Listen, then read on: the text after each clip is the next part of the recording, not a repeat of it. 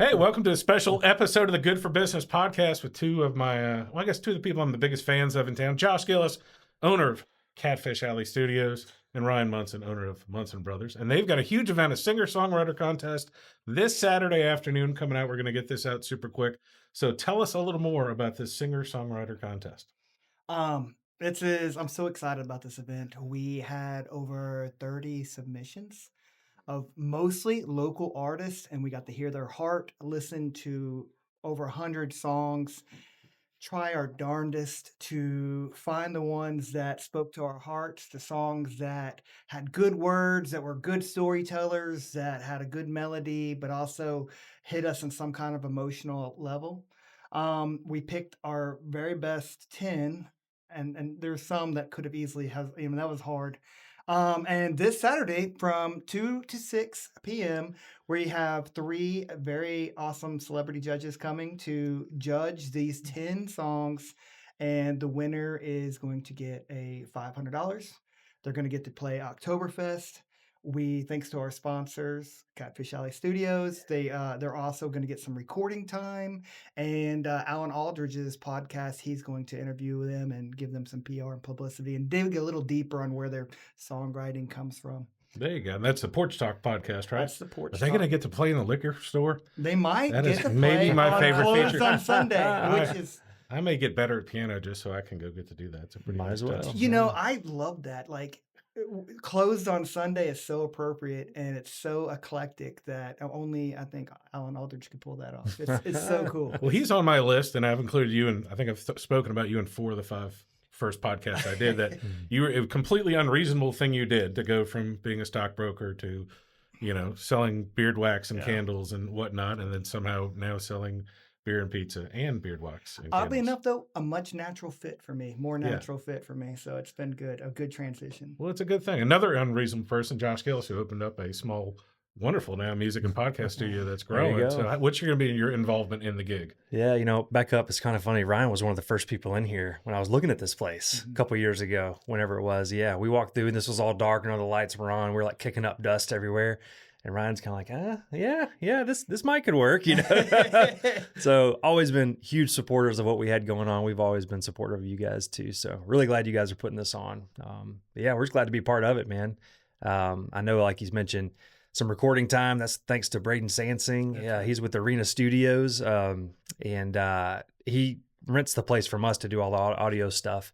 And so he'll be a sponsor doing that kind of stuff. And man, like you said, I know some of the contestants that are in there, and I've heard them play before. I've played with a few of them, like Goodlow before, and they're just so super talented. And it's gonna be awesome. I think you'll be surprised how many talented people are here. Is it gonna be just one song each, or are they gonna get? That we're gonna give them a warm-up song of their choice. They can do a cover, they could do one of theirs, whatever it takes. That's just to get the kinks out, not being judged on that. Yeah. And then the song that we chose will be the song that they play to see if they can win.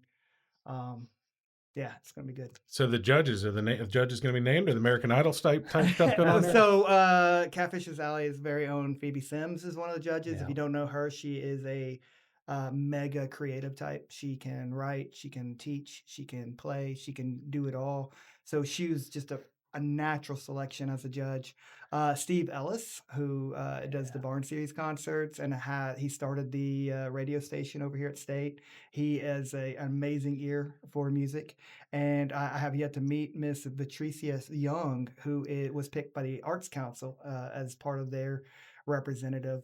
But I think she's a gospel singer-songwriter. She's an educator. She does a ton of different things too. So I'm excited that they really have nothing to do with us. They're just really people who love music, and they're the ones who are ultimately going to be the judges of the competition. Well, Steve Ellis loves music to a fault, probably much like yourself, and like Jamie at Sunstroke House, a financial fault. Of which I'd love to have her one day be a judge. I want to hear music, so I'm going to pay for it. And if you build it, they will come. I know it's starting to work for you after promoting live music for a long time. And Steve Ellis with the Barn Concert Series is amazing because he was literally just spending money to have people play in his backyard, and then that finally started to somewhat kind of pay for itself, and now it's got big enough that he's supporting charities just like you do. He's doing so much, and it's awesome that he does it from his own home in New Hope. It's just so cool. Yeah, because as someone who's had enough parties at my house, my wife who said we've had enough parties at your house. Yeah, it does get a little much to do it. So. Absolutely. And he's had some events that he's had to move because they're too big. That he's moved over to the Dovey or to the Lyceum. That's right. So 2:00 they're going to start at Munson Brothers. Can they show up earlier?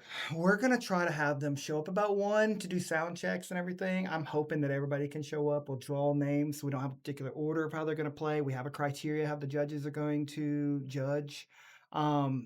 Like I said, I hope that everybody that shows up just gets something from it, because I'm telling you, these writers, they just hit you on such an emotional level. And I just love it. Also, we have a crazy kind of fun punk rock indie band going to play after they're all done. They're called the Stiff Tones, and they drive around in a hearse and sleep in the hearse. They've converted the hearse with their dogs.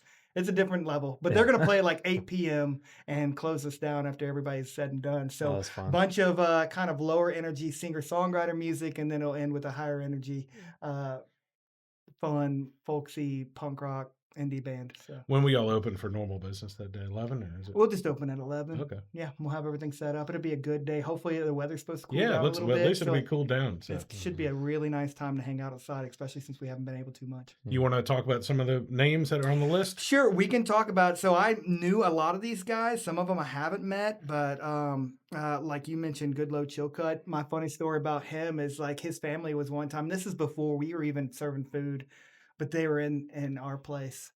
And we didn't know who he was. And I just remember him looking around going, yeah, I'd play here. And we're like, well, why don't you play us something? And he just started playing, and his voice is so good. Oh, yeah. We were just like, whenever you want to play, whenever you want to play, come back right now. you're welcome to come play with us. He's so good. And I've never heard really his original stuff. So it was neat to be able to kind of hear what's on his mind and it's funny how many musicians play covers so amazingly well, but when it comes to their own stuff, all of a sudden they turn shy, and they like Brad Sims, who's not on our list, but he's one of those perfect examples that he's got his 10,000 hours in already, right? He's played so many places everywhere, but when you ask him about playing his own stuff, it's like, just gets personal. And that's what I love about the singer-songwriters, is that really peer into what people are thinking about. And if you write songs, you write music, a lot of times it can be like therapy when you're just trying to put your thoughts and collect everything you're saying on a piece of paper, and you hit those right notes to make it go along. But Hunter Myers, he's played at your place a few times. He's an amazing musician. Jackson Einman is like an 18-year-old, and he has this song. I'm not going to say anything because the judges don't know anything about this music, but his song's been stuck in my head all week. It's so good. It's about teenage love. Jason Humphreys, Early Grace Davis. She works with me. You're going to love it. She plays the ukulele. Jewel Caitledge, Kyle Kite, who is a part of the band's The Kites. Kyle. I played with Kite. And God, he's going to be good. Gabriel bass or bass. I'm not sure. Either one. So I think he plays on that. Devin Pitts, or also known as Mississippi John Keys. Yeah. He's played at your place. He's a completely unique independent songwriter. And then Jack Marshall, if you know him, he used to live here in Columbus, but I think he's down at Hattiesburg now. So it'll be awesome to see him. Yeah.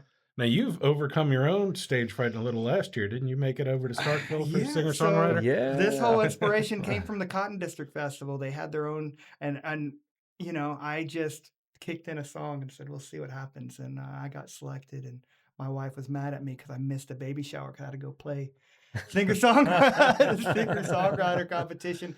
And then I was blessed enough to be able to call her back and be like, hey, I won. So I got to play Cotton District Festival. For the record, this was not one of his children. No. No. It wasn't my own baby shower or my kids. No, it was a very close friend. And sorry, but hey, at least I won. So yeah, my redeeming your clause. kid can have the song. I'll throw your kid's name in the song or something. Right. So love you, Clark. Clark is the one who missed the shower. So, are you going to be down there, Josh? Yep. Rock and rolling? We're bringing the family to come hang out, enjoy it. And a couple of those names like Kyle Kite, I played back with him in like high school days. Yeah. Like he used to be in a band called Three Piece. Kyle, if you're watching this, I still remember that, man. He was hammering out some Dave Grohl and, man, like Foo Fighter stuff. Yeah, he played for several local things. He's been playing a while. But anyway, a lot of these folks are super talented. I'm really looking forward to it.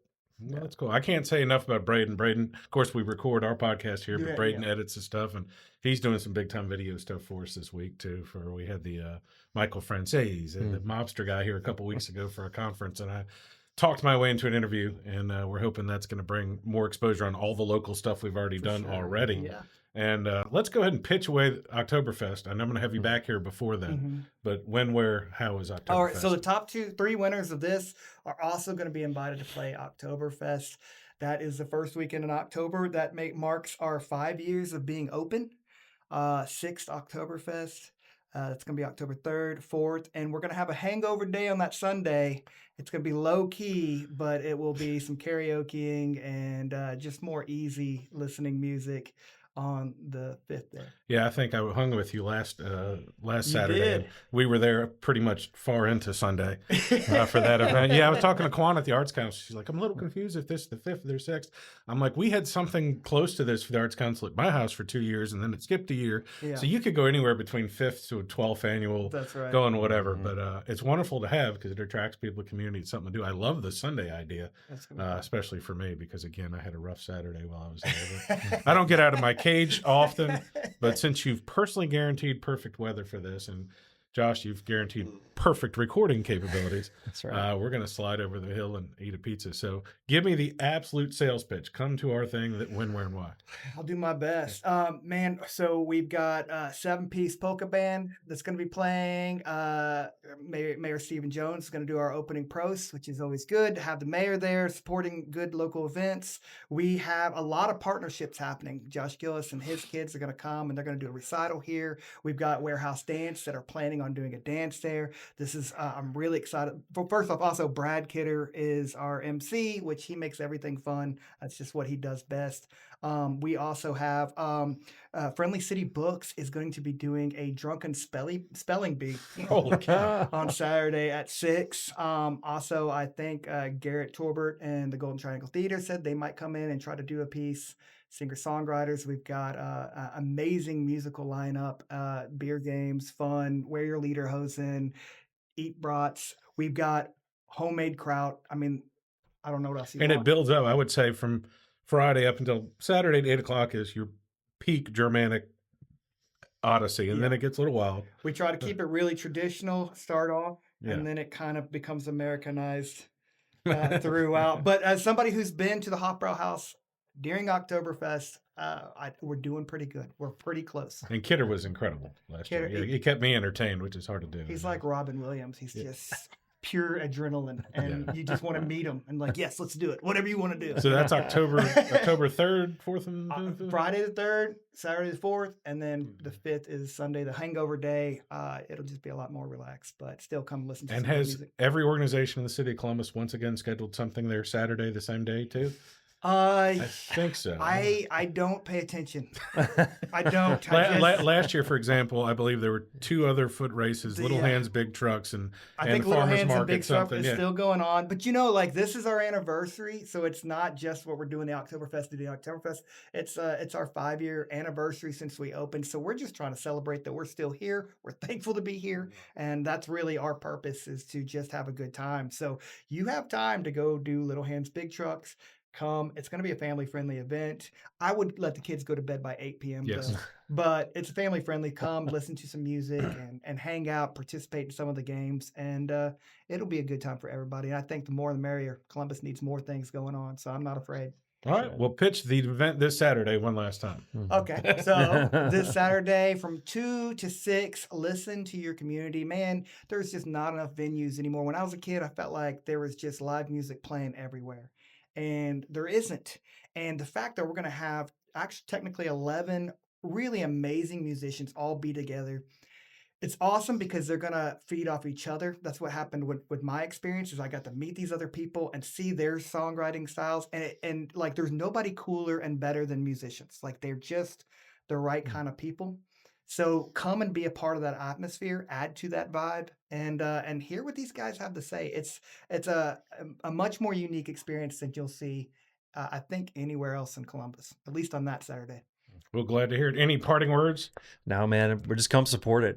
Thankful that the Munsons are opening it up, making it happen, and we're happy to support it too. But like you said, the more local events, the better. Anything that brings the community together, take advantage of it and just come do it. So hopefully see you out there Saturday. Yeah, and I'm very proud of Ryan for being the first person to put his foot down in the redevelopment district. And I know Nick and the boys from Burns Dirt and that group are coming down there. I'm and excited. Put some shovels in the ground. I'm working with them. It's still going to take another year or so till the holes get in the ground, but they've got some good ideas and they have their best interest in heart. And it's really, hopefully it's going to help you and help everybody else continue to grow, much like this Catfish Alley Studios, There you go. where we are signing off live from. I'll see y'all Saturday, guys.